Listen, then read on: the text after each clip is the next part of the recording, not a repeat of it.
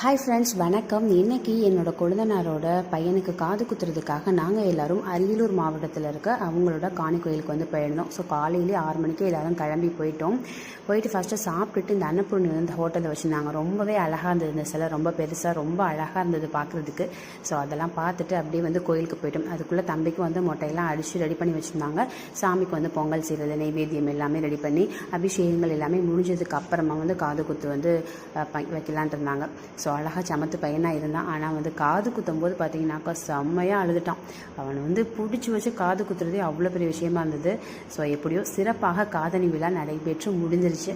அதுக்கப்புறம் அதோடு சரி நம்ம இப்படியே போகிறப்ப நம்ம தஞ்சாவூர் பெரிய கோயில் போகலான்னு சொல்லிட்டு வந்து பிளான் போட்டிருந்தோம். அதேபடி வந்து போனோம். ஸோ அதை அதுக்குள்ள வீடியோலாம் உங்களுக்கு அடுத்து நான் வந்து காமிக்கிறேன். அப்படியே எல்லோரும் சேர்ந்து அப்படியே ஹோட்டலில் போய் சாப்பிட்டுட்டு அங்கே எல்லாமே ரெடி பண்ணி வச்சுருந்தாங்க. ஸோ லன்ச்லாம் முடிச்சுட்டு தான் நாங்கள் தஞ்சாவூருக்கு வந்து கிளம்பி போனோம்.